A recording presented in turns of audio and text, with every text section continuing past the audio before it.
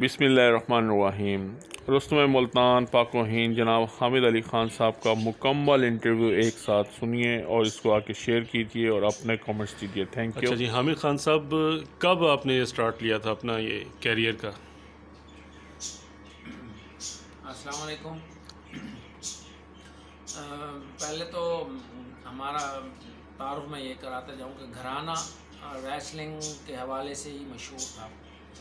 والد صاحب، ہمارے دادا، بڑے بھائی، میرے چچا، سب لوگ اس میں اسی فن میں تھے، تو ماشاءاللہ ابھی بھی ہیں۔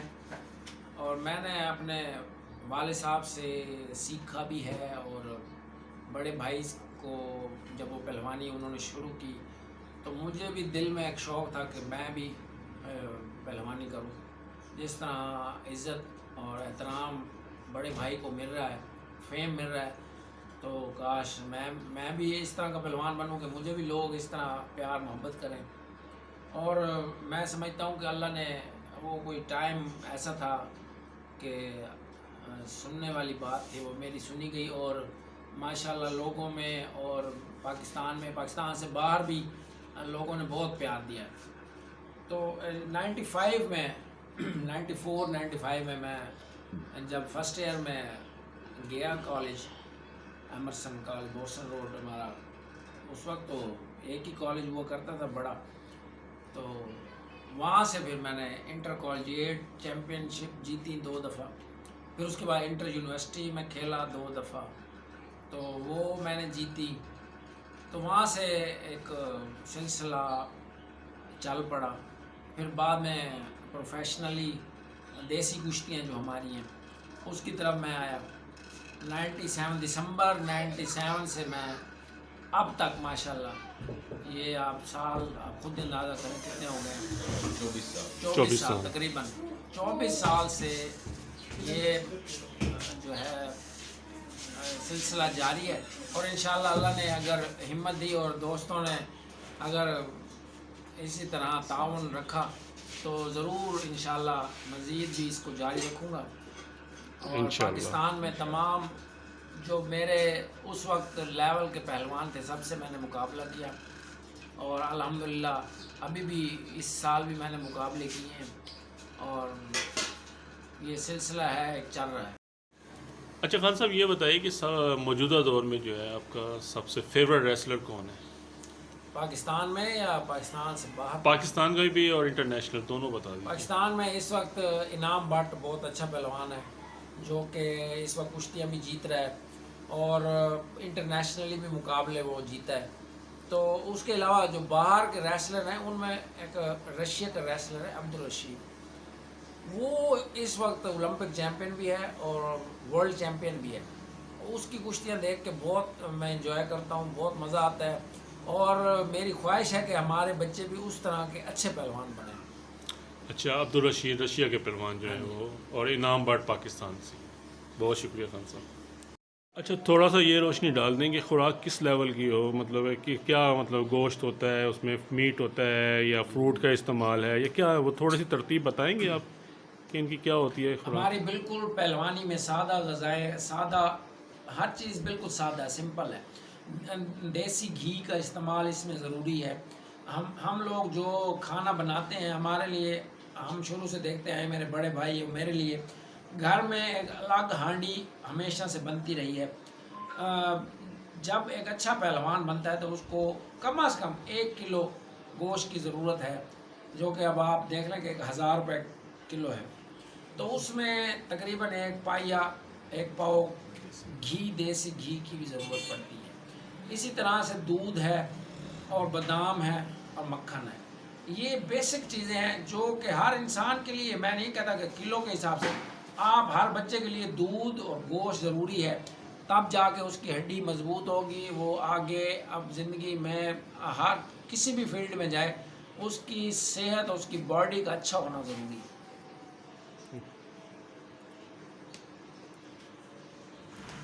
یہ آپ نے بتایا کہ یہ جو ہے نا موروثی آپ کو ملی ہے، یعنی وراثت میں ملی ہے، تو تھوڑا سا آپ ذکر کریں گے اپنے آباء و اجداد کا، ان کے نام اور کب کیسے کشتی شروع کی تھی انہوں نے؟ اور کوئی آپ لوگوں کا مطلب ہے کوئی ایسا ملتان یا متعلقہ علاقے میں کسی قسم کا کوئی کھاڑا یا کوئی میدان آپ کی طرف تھوڑا سا تعارف کرائیں گے اس کا؟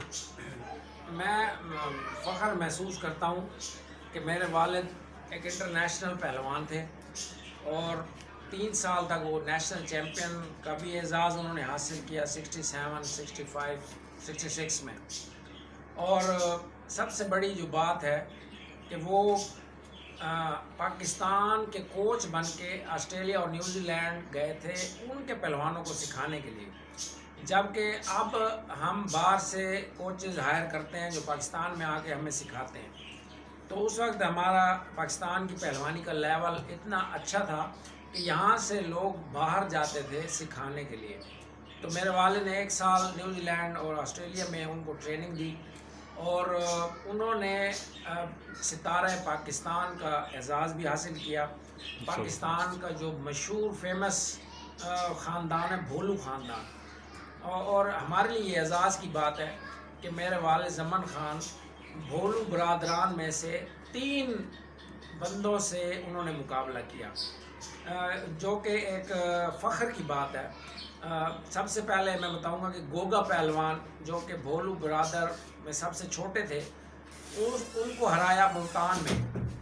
اس کے بعد انہوں نے اعظم پہلوان سے مقابلہ کیا جو برابر رہا. اس کے بعد اکی پہلوان کا جو چیلنج تھا کہ پورے پاکستان کو کہ وہ 2 منٹ اگر کوئی میرے ساتھ لڑے گا تو میں اس کو جیت دے دوں گا، یعنی کہ 2 منٹ سے پہلے ہی اس نے سب کشتیاں اپنی ختم کی تھیں. یہ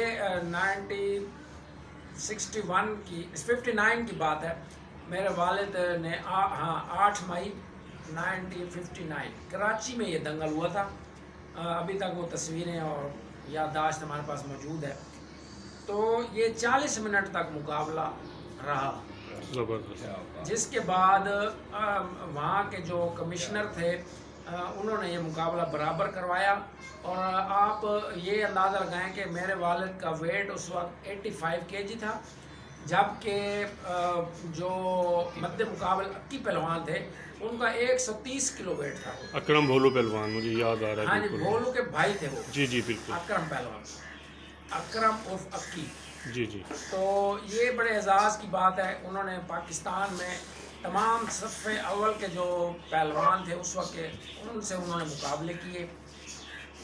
تو اس کے بعد میرے بھائی شاہد خان جو کہ انٹرنیشنل وہ بھی ریسلر رہے ہیں. خان صاحب، یہ تو آپ نے بڑا اپنا تعارف کروا دیا وراثتی. زمن خان صاحب بالکل کافی مشہور پہلوان ہیں، اور شاید یہ ملتان کے پہلے جنوبی پنجاب میں میٹ ریسلنگ جنہوں نے سٹارٹ کی تھی وہ استاد زمن خان صاحب نے ہی کی تھی، جو رواج اس وقت. اچھا، اب آپ کا وہ پریکٹس، اب آپ کا فیوچر کیا ہے بچوں کا؟ مطلب آپ کیونکہ اس میں ابھی آپ مزید انشاءاللہ 4-5 سال لڑیں گے، اس کے بعد میں آگے بھی آپ اس کی تیاری کروا رہے ہیں؟ کوئی آگے پاکستان کو اپنے جیسے لوگ، یا آپ کوشش ہے آپ کی یقینی طور پر ہر ایک کی ہوتی ہے، تو آپ کا اس حوالے سے کیا پلان ہے؟ اب سب سے پہلے تو میں یہ بتاؤں گا کہ ہمارا اکھاڑا نہ صرف ملتان میں بلکہ پورے جنوبی پنجاب کے لیے ایک باعث عزت ہے کہ یہاں پہ لوگ پورے جنوبی پنجاب سے آتے ہیں اور یہاں آ کے ٹریننگ کرتے ہیں. پچھلے سال پاکستان ریسلنگ فیڈریشن کا میں مشکور ہوں جنہوں نے ہمیں میٹ کی سہولت دی، کیونکہ ہمارے علاقوں میں یہ میٹ جو ہے وہ صرف ڈسٹرکٹ سپورٹس آفس میں ہی موجود تھا. میں پچھلے 24 سال سے لڑ رہا ہوں، میں نے کہیں کسی پہلوان کے اکھاڑے پر یہ میٹ نہیں دیکھا، جس کی وجہ سے ہمیں مٹی میں زور کرنے پڑتے تھے اور جا کے میٹ پہ مقابلے کرنے تھے.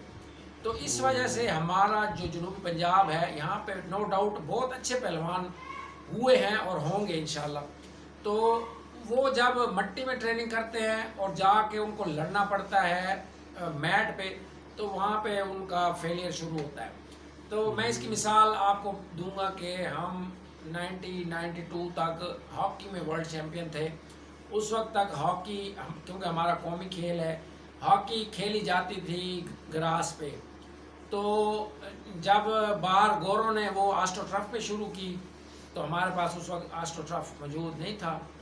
تو ہم ان سے مار کھاتے رہے. اسی طرح ہمارا کھاڑے کی کشتی اور جو میٹ ریسلنگ ہے اس میں بھی زمین آسمان کا فرق ہے. ایک کشتی تو سیم ہے مگر وہاں پہ کھڑے ہونا، وہاں پہ لڑنا یہ ایک مشکل ہوتا ہے جب بندہ ٹریننگ نہ کرتا ہو میٹ پہ. تو یہ الحمدللہ میرے اکھاڑے پر مجھے انہوں نے پاکستان ریسلنگ فیڈریشن نے یہ دیا ہے میٹ، اور میں نے ایک ہال بنایا ہے، وہ میں انشاءاللہ آپ کو وزٹ کرواؤں گا، دکھاؤں گا. اور وہاں پہ بچے صبح شام آتے ہیں اور میٹ کی بھی ٹریننگ ساتھ ساتھ کر رہے ہیں، اور انشاءاللہ یہیں سے ہی اب نیشنل چیمپئن بھی انشاءاللہ پیدا ہوں گے انشاءاللہ. رستم ملتان کے بارے میں آپ بتا ہاں رہے جی. تھے. رستم ملتان 99 میں مقابلہ میرا ہوا تھا. اس وقت میں بالکل پہلی دوسری میری کشتی تھی. ملتان کے اچھی پہلوان مرحوم اللہ ان کو جنت میں جگہ دے، وہ اس وقت کے بہت اچھے پہلوان تھے، اور میرا ان سے فائنل مقابلہ ہوا. وہ میں 1999 میں میں مقابلہ ہار گیا. اور مجھے آج بھی وہ یاد ہے کہ مجھے لوگوں نے اور میرے والد صاحب کو آ کے لوگوں نے پھولوں کے ہار پہنائے، اور مجھے اس وقت اتنا کشتی کا علم نہیں تھا کہ میں یہ سوچتا تھا کہ یہ ہارے ہوئے کو کیوں پھول بنا رہے ہیں. تو وہ کہہ رہے تھے کہ آج آپ کا بیٹا پہلوان بن گیا ہے، کوئی بات نہیں، ہار جیت میٹر نہیں کرتی. اس نے کشتی بہت، نو ڈاؤٹ کشتی بہت اچھی ہوئی تھی، بس وہ میری نا تجربے کی وجہ سے نا وہ میں ہارا کشتی. تو یہ رستم ملتان پھر میں ہر سال کہتا رہا، کوشش کرتا رہا کہ یہ ہو. آپ یقین کریں 16 سال بعد 2015 میں آ کے تو یہ دوبارہ مقابلہ ہوا. اس دوران یعنی بند ہو گیا تھا یہ ہاں سلسلہ؟ جی بالکل ہوا ہی نہیں، کوئی ایسوسیشن کے مسائل تھے یا کچھ گورنمنٹ لیول کے. یہ ٹائٹل فائٹ 2015 میں دوبارہ ہوئی، اور میرا مقابلہ اچھی پہلوان کے بھائی سے جو کہ اچھو پہلوان ہے، وہ بھی پاکستان کا اچھا پہلوان ہے، اس سے ہوا. تو یہ میرے لیے بڑی اہمیت کا حامل تھا کہ وہ میں نے ایک تو جیتنا تھا، ملتان کا ٹائٹل لینا تھا اور اپنا بدلہ لینا تھا. تو یہ میں نے مقابلہ جب جیتا تو یہ بڑا ہی پراؤڈ مومنٹ تھا اس وقت کے لیے میرے لیے. زبردست. اچھا، جب یہ آپ نے ٹائٹل جیتا رستم ملتان 2015 میں، تو اس میں کوئی انجری ہو گئی تھی آپ کی جس کی وجہ سے آپ کافی ڈسٹرب رہے تھے، میدان سے باہر ہو گئے تھے، وہ کس طرح کا تھا سلسلہ؟ وہ اصل میں جب میرا اچھو پہلوان سے مقابلہ تھا تو یہ میری لیفٹ جو ایک پسلی تھی نا یہ ٹوٹ گئی تھی. تو اس وجہ سے مقابلہ آدھا گھنٹہ برابر رہا. جب فیصلہ نہیں ہوا تو انہوں نے کہا جی یہ مقابلہ پھر ہوگا کچھ دنوں کے بعد. جب وہ میں نے جا کے اپنی MRI وغیرہ کرائی تو رپورٹ میں وہ بالکل ڈاکٹر نے مجھے روک دیا کہ آپ نے 3 مہینے تک مقابلہ نہیں کرنا. تو پھر یہ 6 مہینے بعد یہ مقابلہ ہوا اور الحمدللہ میں نے یہ مقابلہ جیتا. زبردست.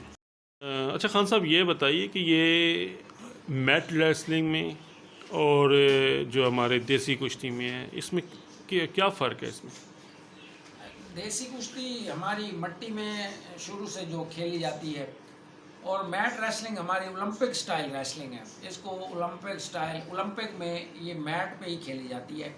جبکہ جو ہماری یہ دیسی کشتی ہے یہ پاکستان اور انڈیا بس 2 ملکوں میں ہی یہ رائج ہے. اس کا یہ جو سٹائل ہے وہ پاکستان میں ہے، انڈیا میں، اور جو صدیوں سے یہاں پہ کھیلی جا رہی ہے. جب ہم کسی انٹرنیشنلی مقابلے میں جاتے ہیں تو ہمیں میٹ پہ جانا پڑتا ہے. کشتی سیم ایک ہی ہے مگر اس کے ذرا رولز اینڈ ریگولیشن مختلف ہیں. سب سے پہلے تو یہ بتائیے کہ جس طرح یہ کھیل کا عروج تھا، آج وہ کھیل کا عروج نہیں ہے، اس کی کیا وجہ ہے؟ سب سے بڑی وجہ گورنمنٹ کی عدم سرپرستی ہے، اداروں کی عدم سرپرستی ہے. سپانسر ادارے اس کھیل کو بالکل نظر انداز کر رہے ہیں. جبکہ دوسری جو ہماری ایک پاکستان کی جو اب کھیل، میں تو کہوں گا قومی کھیل بھی کرکٹ بن گیا ہے، ہر ادارہ اسی کو سپانسر کرتا ہے. میری ایک ریکویسٹ ہے کہ اگر 1% بھی ریسلنگ پہ جو کرکٹ کو سپانسر کیا جا رہا ہے اس کا 1% بھی اگر ریسلنگ پہ خرچ کیا جائے تو یہاں سے بہت زیادہ ترقی ہو سکتی ہے. جو فن ہمارا زوال کا شکار ہے صرف اسی وجہ سے ہے کہ یہاں پہ سپانسر نہیں ہے، روزگار نہیں ہے پہلوانوں کو.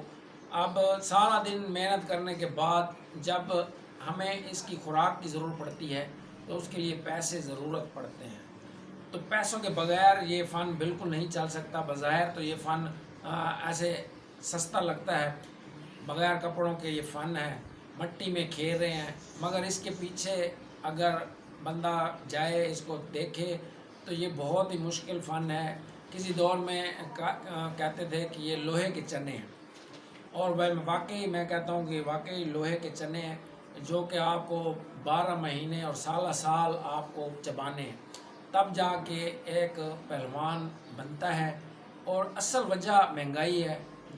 اور پہلے دور میں جب یہ پہلوانی عروج پہ تھی تو جب پاکستان انڈیا ایک ہی تھے تو راجے مہاراجے اس گیم کو سپورٹ کرتے تھے. انہوں نے ماہانہ تنخواہیں اور دوسری مراد پلیئروں کو، پہلوانوں کو دی ہوئی تھی. تو اس کے بعد پھر ڈپارٹمنٹ نے کچھ سرپرستی کی، مگر اب آ کے یہ کام بہت ٹھنڈا ہو گیا ہے. اس وجہ سے یہ ہمارا فن نیچے جا رہا ہے کہ اس میں بڑی وجہ مہنگائی ہے. تو ایک پہلوان کو بننے کے لیے، یعنی کہ اسٹیج پہ آنے کے لیے کہ وہ نیشنل یا انٹرنیشنل لیول پہ لڑ سکے، تو اس میں کتنے اخراجات ہو جاتے ہیں اس کے، اور اس کے جو ہے ڈیلی خوراک ہے یا اسے اپنے آپ کو کیسے مینٹین کرنا پڑتا ہے، اس پہ تھوڑا سا روشنی ڈالیں گے. ہماری جو محنت تو ہے ہی ہے، بہت مشکل محنت ہے یہ ریسلنگ کے حوالے سے. اس کے علاوہ جو ہماری خوراک ہے جو پہلوان کو کھانی چاہیے وہ بڑی مہنگی ہے. اس سے میں سمجھتا ہوں کہ 2 سے 3 ہزار روپے ڈیلی اس کا خرچہ ہے اگر اس نے انٹرنیشنل پہلوان بننا ہے. اور یہ 1-2 دن یا مہینوں کی بات نہیں، یہ تقریباً ایک پہلوان بننے شروع سے، ایک پہلوان 15-16 سال سے لے کے 20 سال تک 5 سال اس کو درکار ہیں، تب جا کے وہ پہلوان پاکستان چیمپئن یا انٹرنیشنلی میڈل لے سکتا ہے.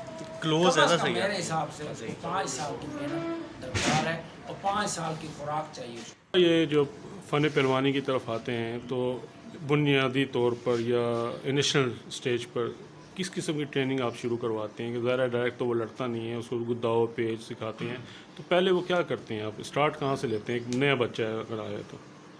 اس کے مختلف فیزز ہیں. ایک تو بگنر جو آتے ہیں، بالکل بچے آتے ہیں، ان کے لیے الگ ٹریننگ ہوتی ہے. ایک جو 13 سے 14 سال کے بچے ہیں ان کے لیے الگ ٹریننگ ہے. ایک جو پروفیشنلی لڑنے والے بچے ہیں ان کے لیے الگ ٹریننگ ہوتی ہے. یہ میں نے پچھلے سال 2-3 کورسز بھی کیے ہیں جو کہ انٹرنیشنلی مینٹور ہمارے انگلینڈ سے، جرمنی سے آئے تھے. ان سے میں نے بہت کچھ سیکھا ہے اور سیکھنے کا موقع ملا ہے مجھے، اور میں انشاءاللہ اپلائی بھی کر رہا ہوں اپنے بچوں پہ بھی، اپنے شاگردوں پہ بھی، اور انشاءاللہ اس کا رزلٹ آئے گا. آہستہ آہستہ یہ بچے ہمارے ملتان سے نکلیں گے اور انشاءاللہ پاکستان کا بھی نام روشن کریں گے انشاءاللہ. بتائیے کہ عام آدمی کی نسبت جو ہے ایک پہلوان جو ہے وہ کتنا طاقتور ہوتا ہے؟ عام آدمی سے تو میں کہتا ہوں 100% زیادہ پہلوان میں طاقت ہے، کیونکہ پہلوان جو خوراک اور جو ایکسرسائز کرتا ہے وہ عام آدمی وہ چیزیں نہیں کر سکتا. اب آپ شروع سے ہی جب ایک ایکسرسائز میں آتے ہیں تو آپ کو اللہ تعالیٰ ویسے ہی ایک طاقت سے نوازتا ہے. اور اچھے پہلوان کا، اچھے انسان کا کام یہی ہے کہ وہ اس طاقت کو سنبھال کے رکھے اور صحیح جگہ پہ اس کو خرچ کرے، یوٹیلائز کرے. ابھی جو آپ کھاڑا چلا رہے ہیں بڑا مشہور ہے، وہ استاد زمن خان کا کھاڑے کے نام سے، تو اس کا کتنا ایکسپینس ہے ڈیلی بنیاد پر یا منتھلی بنیاد پر؟ یہ اکھاڑا میں نے پہلے بھی آپ کو بتایا 1960 میں میرے والد نے قائم کیا، اور پہلے 2008 تک میرے والد اس دنیا میں رہے، ہمیں سکھاتے رہے، اللہ پاک ان کی مغفرت فرمائے. آمین. اس کے بعد سے یہ کام سکھانے کا جو کام ہے وہ میرے بڑے بھائی اور میں نے اپنے ہاتھ میں لیا. اور اسی طرح دوست ہمارے ساتھ بیٹھے ہیں، شیخ اصغر صاحب، ان کا بھی میں شکر گزار ہوں. اور ہمارے ایک دو اور دوست ہیں جن کا میں یہاں نام ضرور لوں گا. انہوں نے ہماری ہیلپ کی اس اکھاڑے کو بنانے میں، اس اکھاڑے کو چلانے میں. اور میں نے کبھی یہ نہیں سوچا کہ اس میں کتنا خرچہ آئے گا ماہانہ، ڈیلی، اور یہ اللہ ہمیں دے رہا ہے اور ہم لوگ اس کو بغیر کسی فیس کے چلا رہے ہیں اور इंशाल्लाह ऐसे ही चलता रहेगा। और इंशाल्लाह लोगों ने अपने अखाड़े ख़त्म करके वहाँ पे कोठियाँ बना ली हैं, मगर हमारे वालिद साहब ने कहा था बेटा ये अखाड़ा है, इसको अखाड़ा ही रखना। और इंशाल्लाह मैं भी अपने आगे नस्ल को यही तलकीन करूँगा कि इसको इंशाल्लाह जब तक हिम्मत ताकत है इसको चलाते रहें इंशाल्लाह। इंशाल्लाह, यानी कि ये जब तक दुनिया रहेगी ये खाड़ा इंशाल्लाह लजीज रहेगा इंशाल्लाह। खान साहब, मुझे ये तो मालूम है माशाल्लाह आप बाल बच्चेदार हैं, बच्ची हैं, लेकिन अमूमन ये देखा कि पहलवान जो होते हैं वो ज़रा इज्तनाब करते हैं शादी करने से, या बहुत लेट शादी करते हैं, इसकी क्या वजह है? असल में शादी जो है वो जब बंदा शादी शुदा हो जाता है तो वो फिर अंगेज हो जाता है दूसरे कामों में। हम जबकि पहलवानी एक फुल टाइम जॉब है। अब जैसे बच्चे हो गए और बीवी को टाइम देना है, ससुराल जाना है, आना है, एक आपका जो एक रूटीन एक चल रही होती है वो डिस्टर्ब हो जाती है। फिर आपको जब पता है कि जब बच्चे हो जाएं तो बंदा अपने से ज़्यादा केयर बच्चों की करता है, अपना खाना खाने की बजाय उनको खिलाता है। तो ये इसलिए एक रूटीन बनी हुई थी कि जब आप पहलवानी से फारिग हो जाएं, जब आप पहलवानी छोड़ दें तो फिर आप शादी करें। तो ये कोई बुरी चीज़ नहीं है, मगर ये है कि बंदा डाइवर्ट हो जाता है, बहुत सारे मसले मसाइल में पड़ता है, तो ज़हनी तौर पर डिस्टर्ब होता है।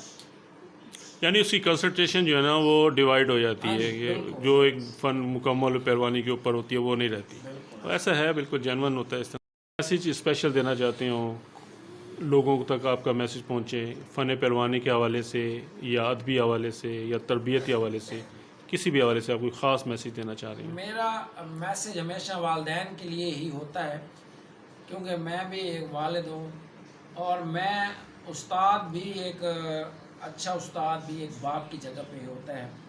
दुनिया में आप कहीं भी चले जाएं, आप अपने बच्चे को जब स्कूल में एडमिशन दिलवाने प्ले ग्रुप में ले जाएंगे या 1 में लेके जाएंगे तो आपको 2 खेलें ऐसी होंगी मुंतखब करनी पड़ेंगी जो आपका बच्चा खेलेगा और आपको एडमिशन मिलेगा।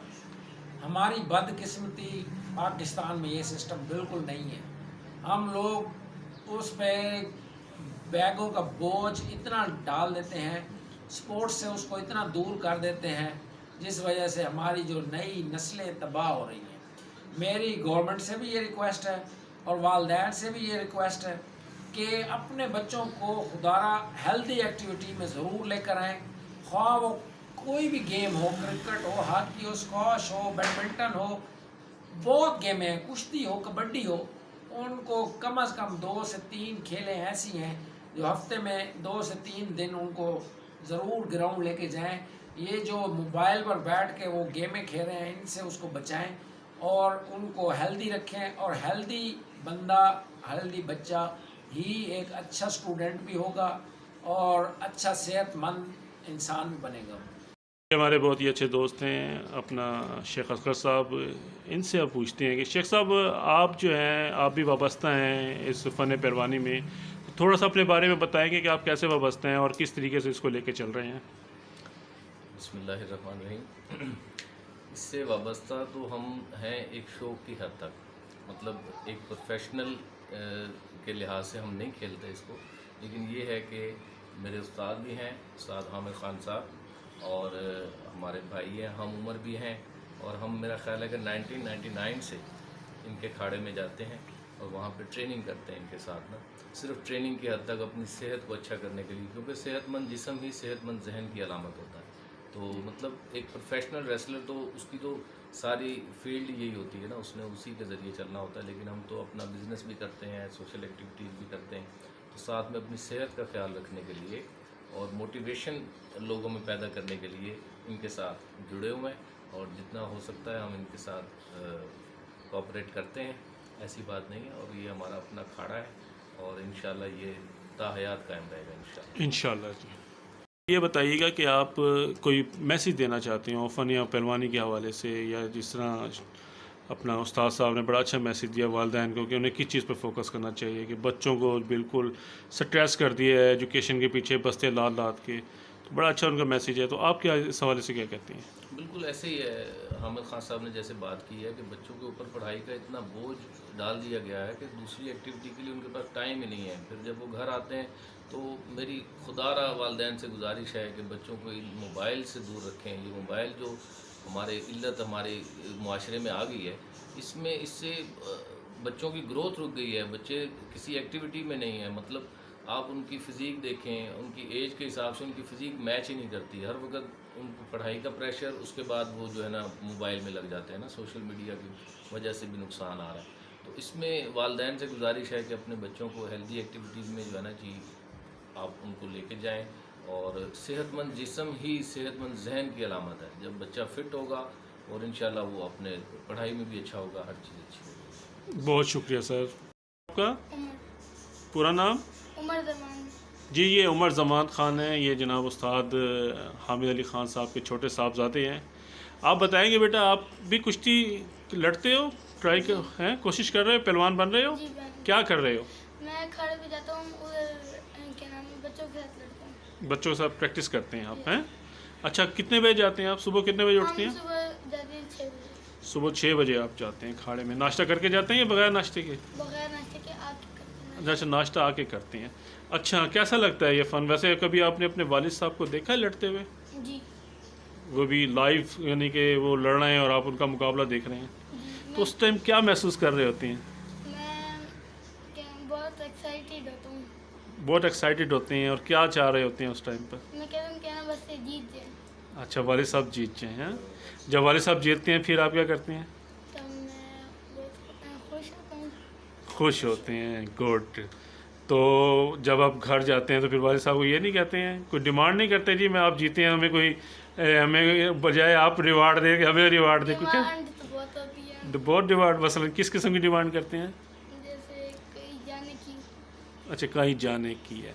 تو آپ نے بھی اچھا پہلوان بننا ہے جی یا کسی اور سپورٹس کی طرف جانا ہے؟ یہ پہلوان بننا ہے. پہلوان بننا ہے. کیا وجہ ہے؟ آپ کے دادا بھی پہلوان تھے، آپ کے تایا بھی پہلوان، آپ کے والد بھی پہلوان، آپ کے چچا بھی پہلوان، تو آپ بھی پہلوان بننا چاہ رہے ہیں. کیا وجہ ہے اس کی؟ اس ایکٹیویٹی میں مجھے بہت مزہ آتا ہے. اس ایکٹیویٹی میں مزہ آتا ہے، بندہ طاقتور لگتا ہے. پھر کیا؟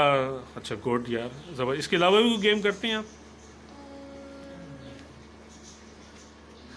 بیڈمنٹن، اچھا بیڈمنٹن بھی کھیلتے ہیں. اور bat ball. Bat ball. Focus آپ کا پہلوانی کے اوپر ہے. گڈ. اچھا یہ کون سی کلاس میں پڑھتے ہیں آپ؟ 4 کون سے اسکول میں؟ برٹش. بیٹے اسکول میں. ٹھیک ہے بیٹا، بہت شکریہ بیٹا. دعا گئے اللہ تعالیٰ آپ کو کامیاب پہلوان بنائے، اپنے والدین کی طرح، اپنے والد کی طرح، اور اپنے جو ہے گرینڈ فادر کی طرح ایک نامور اور اچھا پہلوان بنائے. بہت شکریہ. حامد علی خان صاحب کا بہت شکریہ کہ انہیں اپنے قیمتی وقت اور اپنے تجربے سے ہمیں نوازا. امید ہے کہ آپ کو یہ انٹرویو پسند آیا.